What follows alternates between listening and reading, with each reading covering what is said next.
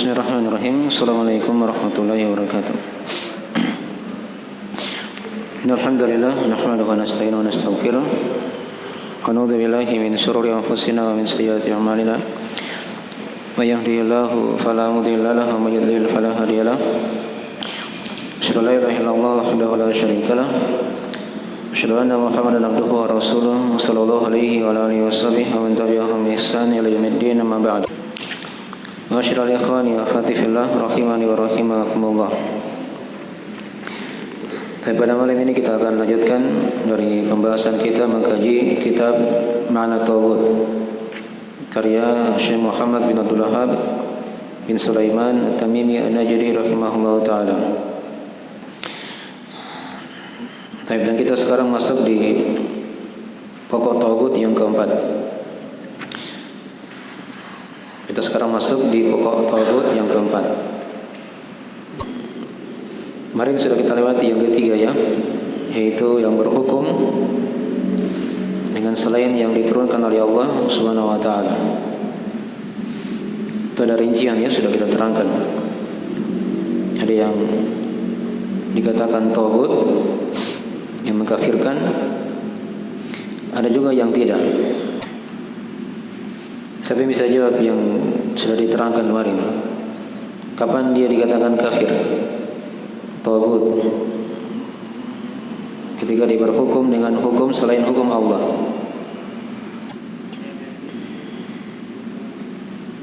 Apa? Ada 3 keadaan itu yang dia hukumnya kafir. Diterangkan oleh Syekh bin Baz rahimahullah taala. Yang pertama apa? Ayo, saya jawab yang suaranya. Ketika dia meyakini hukum selain Allah yang lebih utama. Ya, yang satu ya. Ketika dia meyakini dan dia katakan bahwasanya hukum selain hukum Allah itu lebih apa? Lebih utama. Satu, daripada hukum Allah. Itu kafir ya, jelas. Yang kedua, ayo. Keadaan yang kedua yang dikatakan juga kafir. Dia setarakan Allah dengan hukum. Ya, yang disetarakan antara hukum selain hukum Allah dengan hukum Allah. Dikatakan sama kedudukannya. Dikatakan sama kedudukannya. Yang ketiga, yang meyakini hukum Allah lebih baik, tetapi dia juga membolehkan hukum selain hukum Allah. ya. Jadi dia meyakini bahwasanya hukum Allah itu lebih baik. Ya. Tapi dia berkeyakinan boleh berhukum dengan selain hukum Allah. Ini juga sudah diterangkan ya di sisi Syekh bin Baz rahimahullah taala dari hal yang mengkafirkan. Dari hal yang mengkafirkan. 3 kondisi ya, 3 keadaan. Pertama tadi dia meyakini bahwasanya hukum selain hukum Allah itu lebih apa? Lebih baik, lebih utama daripada hukum Allah. Itu jelas. Kafirnya kan? Yang kedua dia meyakini sama, gitu kan? Kedudukannya antara hukum selain Allah dengan hukum Allah. Hukumnya juga apa? Kafir. Yang ketiga dia meyakini bahwasanya hukum Allah lebih baik, tapi dia membolehkan berhukum dengan selain hukum Allah. Ya, itu juga hukumnya kafir. Ya, ada rincian keempat itu yang tidak dikafirkan ya. Diterangkan oleh Syekh bin Baz rahimahullah taala.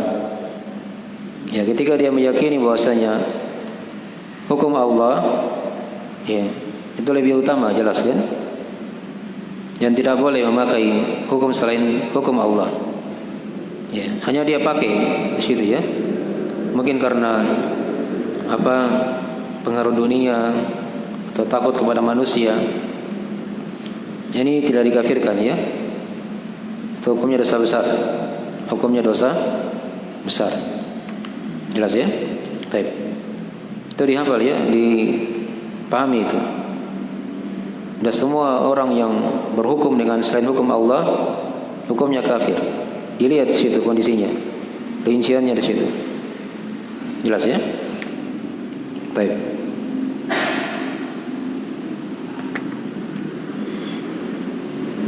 Sekarang kan masalah di Indonesia misalnya, ada hakim. Hakim Indonesia pakai hukum apa? Al-Quran Sunnah atau hukum apa? Apa? Iya, apa hukum negara kita? Ya, Pancasila dan Undang-Undang Dasar 45. Ya. Apa hukumnya hakim ini?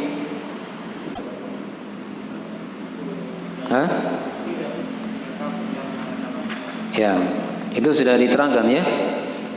Hakim yang seperti di Indonesia itu hukumnya tidak kafir.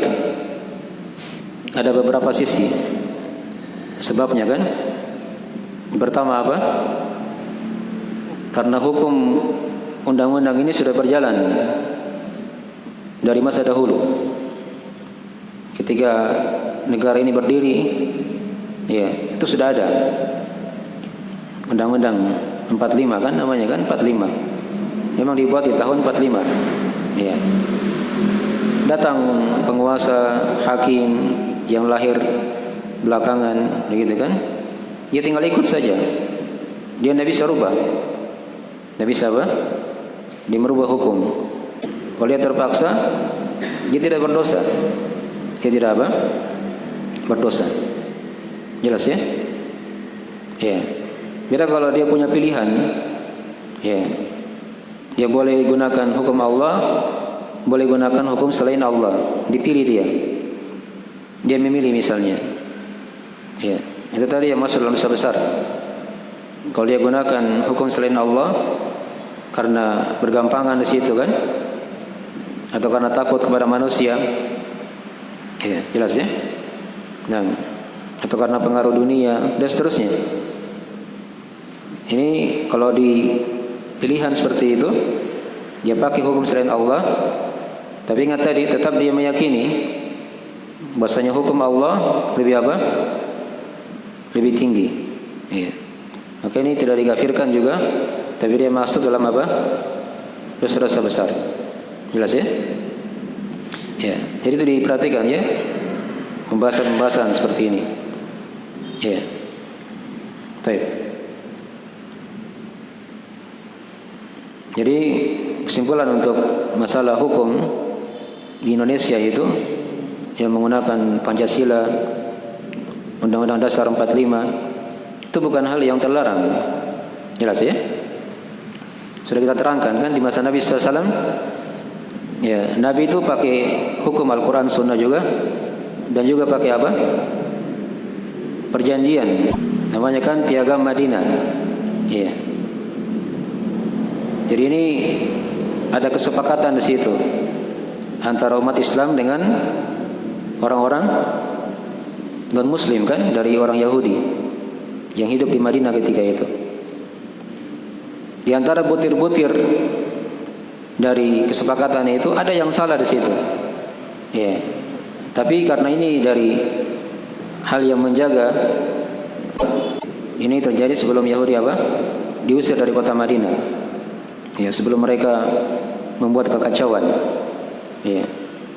Jadi ada perjanjian-perjanjian yang mereka bikin. Ya. Tidak boleh dilanggar antara umat Islam dengan orang-orang Yahudi.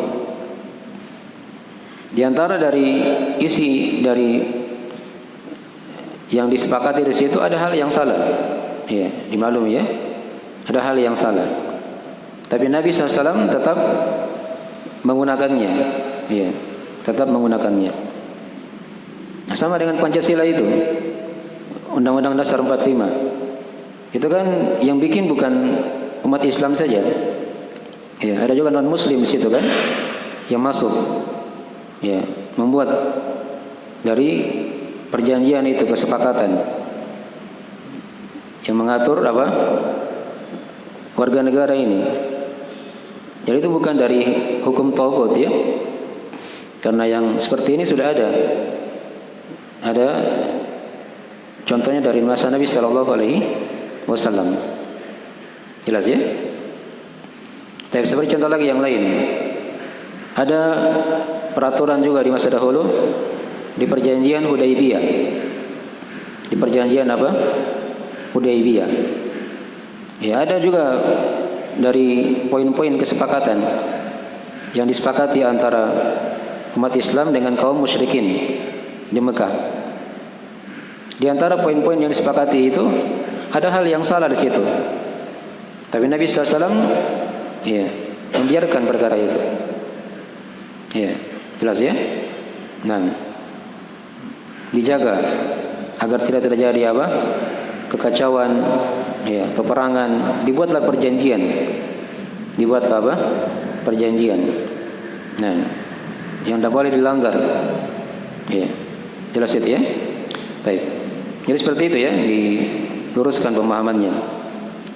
Masalah-masalah yang seperti ini kadang di sini banyak orang-orang yang menyimpang, terutama orang-orang yang dikenal itu punya pikiran takfiri, ya, senang mengkafirkan orang, dia kafirkan pemerintah, dia kafirkan hakim-hakim di pengadilan, ya, mereka katakan tagut.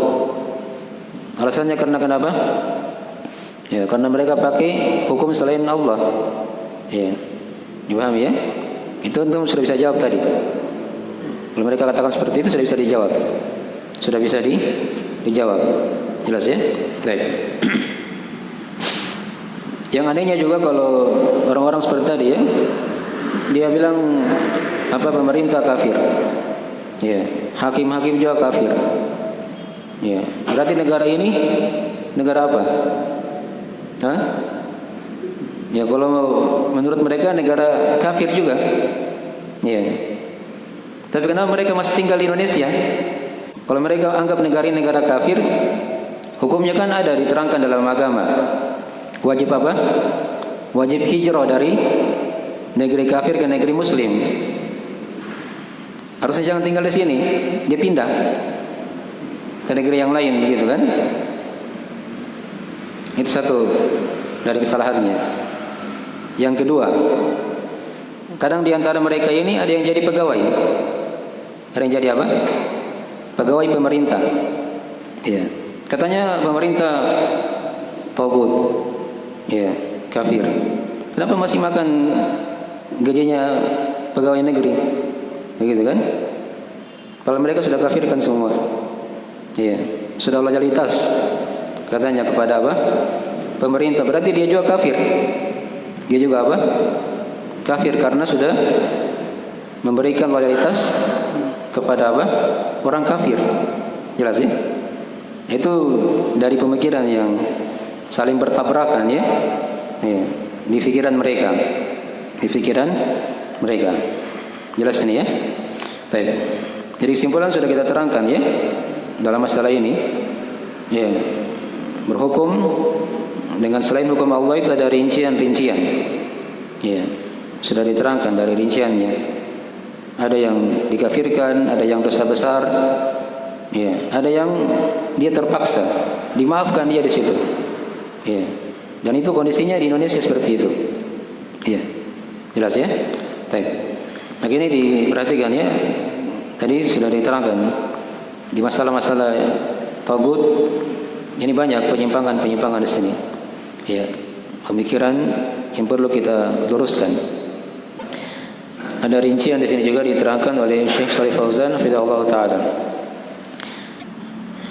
Ya, boleh sebutkan di sini dua keadaan.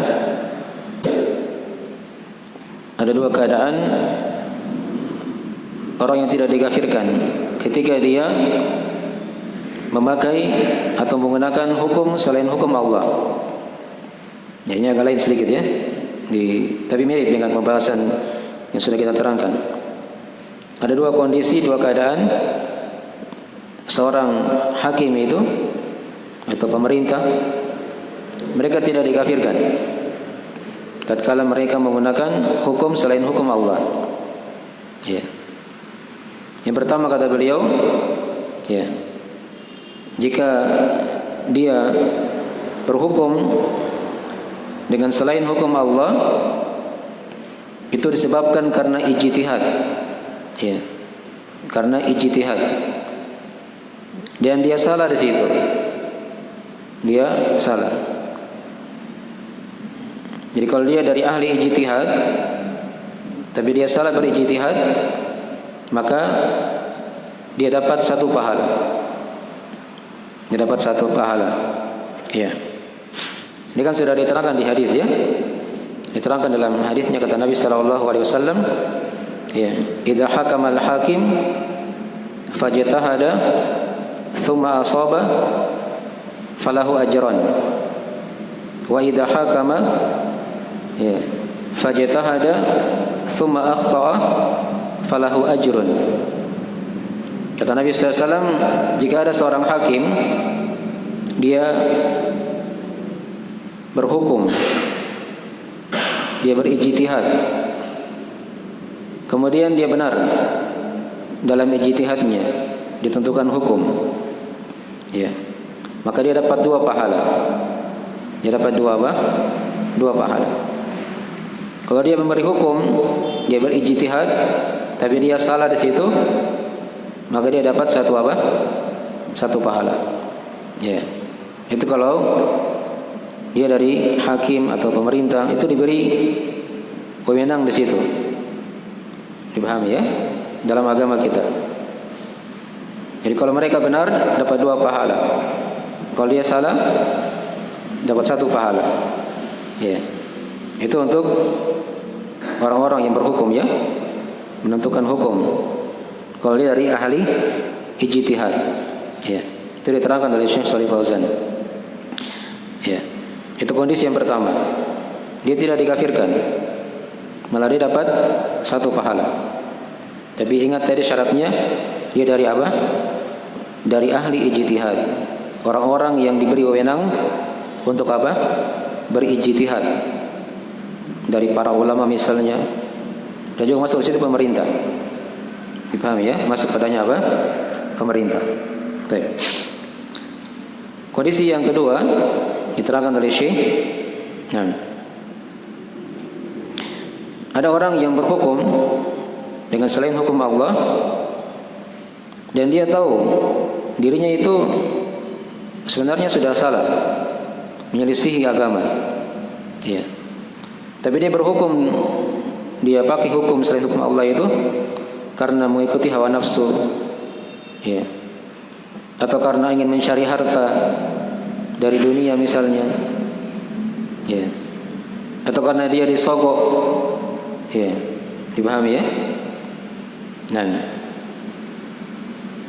dan dia mengatakan hukumnya wajib, berhukum dengan hukum Allah. Tapi karena tadi pengaruh-pengaruh yang diterangkan tadi itu, dia tidak pakai. Ya. Maka ini kata beliau, hukumnya ya mudnibun wa asin. Dia ini pelaku dosa dan bermaksiat. Ya. Sahibu kabirah, pelaku dosa besar. Ini mirip tadi dengan rincian yang diterangkan oleh Syekh bin Baz rahimahullah taala. Dia meyakini hukum Allah itu wajib dipakai. Dia gunakan hukum selain Allah itu ya karena mengikuti hawa nafsu, harta, ya, dan seterusnya. Maka ini hukumnya apa? Dosa besar dan tidak dikafirkan. Ya, jadi sama ya pemahamannya Syekh bin Baz dengan Syekh Shalih Fauzan hafizahullah taala. Baik. Jadi diperhatikan ya rincian-rincian para ulama itu. Ya. Jangan sembarang memberi hukum ya. Ya, kalau di negeri kita itu ada orang-orang yang ekstrim, yang sudah dibubarkan itu kan kelompoknya. Yaitu apa? Hizbut Tahrir. Ya. Hanya sekarang mereka main lewat bawah tanah lagi. Sudah dibubarkan ya buletinnya itu yang bernama Al-Islam. Mereka ganti nama, ya, menjadi nama apa? Al-Kafa, gitu kan? Isinya sama saja itu, ya, bikin buletin, tapi isinya selalu apa? Mengkafirkan pemerintah, ya. Ya, sekiranya dari tambahan-tambahan dari pokok tagut yang ketiga. Ya, sekarang kita lihat di pokok tagut yang keempat. Ya, di diktatnya halaman 9 ya. Dan kata Syekh rahimahullah taala, ar-rabi'u alladhi yadda'i ilmal ghaib min dunillah. Wa dalilu qawluhu ta'ala, alimul ghaibi fala yudhiru ala ghaibihi ahada illa man irtada min rasulin fa innahu yasluku min baini yadayhi wa min khalfihi rasada. Wa qala ta'ala, wa indahu mafatihul ghaib la ya'lamuha illa hu wa ya'lamu ma fil barri wal bahr wa ma tasqutu min waraqatin illa ya'lamuha wa la habatin fi dhulumatil ardi wa la ratabin wa la yabisin illa fi kitabim mubin. Ya. Kata beliau yang keempat dari pokok tagut yaitu alladzi yadda'i ilmal ghaib min dunillah. Itu orang yang mengaku tahu ilmu ghaib dari selain Allah. Ya, beri bawakan dua ayat di sini ya. Dari surah Al-Jin dan dari surah Al-An'am. Ya. Penjelasan bahwasanya yang mengetahui perkara gaib itu hanyalah Allah Subhanahu wa taala. Orang-orang yang mengaku tahu perkara gaib itu hukumnya apa? Hukumnya tagut. Ya. Dan dia dari orang yang kafir.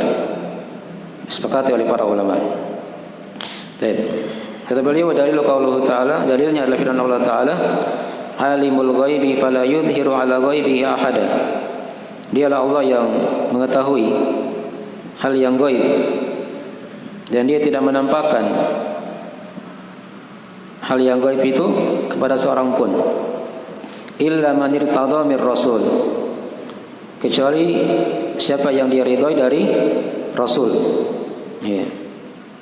Fa innahu yasluku min baini yadayhi wa min khalfihi rasada. Ya. Sesungguhnya dia itu yaitu Allah itu menampakkan ya dari sebagian perkara gaib kepada Rasul ya. Nah. Ya. Tapi diterangkan di situ bersama dengan adanya penjaga-penjaga dari para malaikat di depan dan di belakang dari Rasul tersebut. Ayat yang kedua dikatakan oleh Syekh, wa qala ta'ala, wa indahu mafatihul ghaib la ya'lamuha illa hu. Ya. Dan di sisinya kunci-kunci al-ghaib, perkara ghaib. La ya'lamuha illa hu. Tidak ada yang mengetahuinya kecuali dia, yaitu Allah. Wa ya'lamu ma fil barri wal bahr. Dialah yang mengetahui apa yang ada di daratan, di lautan. Wa ma tasqutu min waraqatin illa ya'lamuha. Tidak ada yang jatuh dari dedaunan kecuali dia mengetahuinya. Wala habatin fi dhulumatil ard. Tidak ada biji yang jatuh di kegelapan bumi ya, kecuali tahu oleh Allah. Wala ratabin wala yabisin illa fi kitabim mubin. Dan tidak ada yang basah, yang kering kecuali semua sudah tercatat dalam kitab yang jelas, yaitu Allahul Mahfuz. Ya. Baik. Kita bahas sedikit dulu ya dari pembahasan ini. Jadi di sini Syekh katakan apa? Alladzi yadda'i ilmal ghaib min dunillah. Ini pokok tagut, yaitu yang mengaku. Perhatikan ya bahasa Syekh, yang mengaku. Jadi dia tidak tahu perkara gaib sebenarnya, hanya dia mengaku saja tahu perkara gaib. Dia tahu ilmu gaib ya dari selain Allah Subhanahu wa taala. Ini masuk di sini seperti dukun-dukun gitu ya. Apalagi tukang sihir. Ya. Ya mirip lagi seperti itu misalnya. Ya, para peramal itu kan, tukang ramal, ya, paranormal dan selainnya yang mirip-mirip seperti itu. Itu semuanya dikatakan apa? Tagut. Ya. Hukumnya kafir. Ya. Yang diterangkan dalam hadis-hadis ya. Nabi terangkan dalam hadis riwayat Imam Muslim. Ya. Kata Nabi sallallahu alaihi wasallam, "Man ata arrafan fasa'alahu an syai' lam tuqbal lahu salatun 40 laila." Kata Nabi SAW, siapa saja yang mendatangi paranormal, dia tanya sesuatu, maka apa kata Nabi? Ya, tidak diterima salatnya selama 40 malam. Ya. Itu baru bertanya, tanya-tanya sesuatu kepada dukun atau paranormal atau yang semisalnya. Sudah tidak diterima salatnya selama berapa? 40 hari 40 malam. Itu satu hadis. Hadis yang kedua diterangkan dalam riwayat Ahmad dan Ashabus Sunan. Ya, ada beberapa lafaz ya. Ada lafaz man atakahinan fasaddaqahu bima yaqul faqad kafara bima unzila ala Muhammad. Ya, perhatikan ini. Siapa yang mendatangi dukun atau paranormal, kemudian dia benarkan apa yang dia katakan, ya, maka kata Nabi, maka sungguh dia telah kafir pada apa yang diturunkan kepada Nabi Muhammad sallallahu alaihi wasallam. Nah, perhatikan di sini ya. Ini hukum orang yang datang bertanya dan dia benarkan. Hukumnya apa? Kafir. Ini yang bertanya dan dia benarkan. Sekarang bagaimana yang ditanya ini? Ya. Yang datang saja sudah apa? Dikafirkan, apalagi yang ditanya ini. Jelas ya? Itu dari hal yang sangat jelas sekali akan kafirnya dukun, paranormal, tukang sihir dan yang semisalnya. Dipahami ya dengan hadis-hadis yang sudah kita bacakan tadi itu. Ya, apalagi kalau kita baca ayat yang diterangkan oleh Syekh di sini ya. 2 ayat dibawakan. Ini dari ayat-ayat yang menjelaskan bahwasanya ilmu gaib itu hanya milik Allah. Ya. Tidak ada yang mengetahuinya kecuali hanyalah Allah. Tapi kadang Allah tampakkan kepada para nabi dan rasul. Jadi Nabi SAW itu atau para nabi dan rasul yang lainnya kadang mengkabarkan perkara gaib yang akan terjadi kan. Tapi itu dari wahyu Allah, bukan dari diri mereka. Ada malaikat Jibril yang sampaikan, baru mereka berbicara. Jelas ya? Itulah tadi dikatakan illa man irtada mir rasul, kecuali siapa yang dia kehendaki dari rasul. Nah, kadang ditampakkan sebagian dari ilmu gaib itu. Jelas ya? Itu pun tadi melalui perantaraan para malaikat yang turun di depan dan di belakang mereka, menyampaikan dari perkara gaib tersebut. Ya. Ayat yang kedua lebih jelas lagi di situ. Dikatakan wa indahu mafatihul ghaib. Di sisi Allah kunci-kunci al-ghaib. Jadi Allah yang memiliki kunci-kuncinya. La ya'lamuha illahu. Tidak ada yang mengetahuinya kecuali Dia, yaitu Allah. Ya. Kemudian dirinci tadi di situ dari keluasan ilmu Allah. Allah mengetahui di daratan, di lautan, apa yang jatuh dari dedaunan ditahu oleh Allah. Ya, apa yang jatuh dari biji-bijian di kegelapan bumi juga ditahu oleh Allah. Tidak ada yang basah, tidak ada yang kering. Semua sudah apa? Tercatat dalam kitab yang jelas. Itulah Al-Lauh Al-Mahfuz. Jadi semua yang terjadi di alam semesta ini itu sudah ditulis dalam Al-Lauhul Mahfuz. Ya. Rufi'atil aqlam wa jaffatis suhuf, kata Nabi. Telah diangkat pena-pena yang menulis apa? Takdir, dan telah kering apa? Lembaran-lembaran. Sudah tetap semuanya. Ini masalah takdir ya. Masalah apa? Takdir. Jelas ya? Baik. Lagi dari tagut yang keempat ya. Dari pokok tagut yang keempat. Itu orang yang mengaku-ngaku tahu ilmu gaib. Ya. Dan dukun-dukun itu paranormal dan yang semisalnya. Ya, itu mereka berani bicara-bicara seperti itu. Itu karena mereka juga punya jin. Tidak mungkin mereka bicara biasa ya. Itu ada jin yang bisikan kepada mereka. dari sebagian perkara gaib katanya. Ya, mereka itu saling bahu membahu, ya, naik begitu ya, sampai ke langit. Ya, baru mendengar sebagian dari berita yang akan disampaikan, yang akan terjadi di hari esok. Mereka sudah apa? Dilempar oleh malaikat dengan bintang itu kan. Dan tiap hari Allah kabarkan yang akan terjadi setiap hari sampai hari ini. Ya, itu kan dikatakan di surah Ar-Rahman, kulla yaumin huwa fi sya'an. Setiap hari itu Allah berada pada suatu urusan. Jadi tiap hari itu Allah kabarkan kepada para malaikat yang akan terjadi besok. Begitu, setiap harinya. Jin-jin ini dia berusaha untuk mendengar. Ya. Tapi kadang ada yang didengar sedikit, ada yang tidak didengar. Itulah yang disampaikan kepada apa?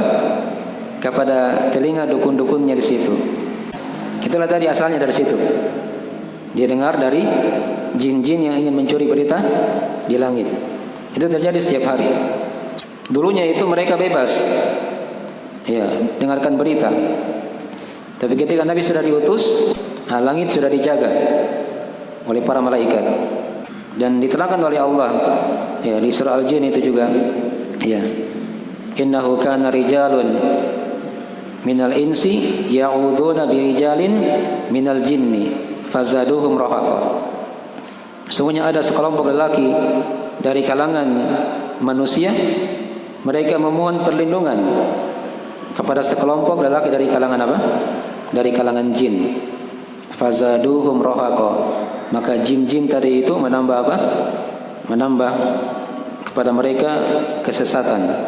Semakin kafir dia, semakin jauh dari agama Allah Subhanahu wa taala. Itu jalan ceritanya kenapa dukun-dukun itu atau paranormal, tukang sihir dan semisalnya bisa mengaku-ngaku tahu perkara gaib. Ya. Sudah diterangkan tadi. Baik. Ini sekilas dari pembahasannya untuk pokok tagut yang keempat. Insyaallah nanti kita masuk berikutnya di pokok tagut yang kelima. Jadi tagut yang keempat ini hukumnya kafir ya, jelas. Ya. Baik. Sekira dari apa yang bisa diterangkan, semoga ada manfaatnya. Jika ada kurang mohon dimaafkan. Subhanakallahumma wa bihamdik, asyhadu an la ilaha illa anta, astaghfiruka wa atubu ilaik. Assalamualaikum warahmatullahi wabarakatuh.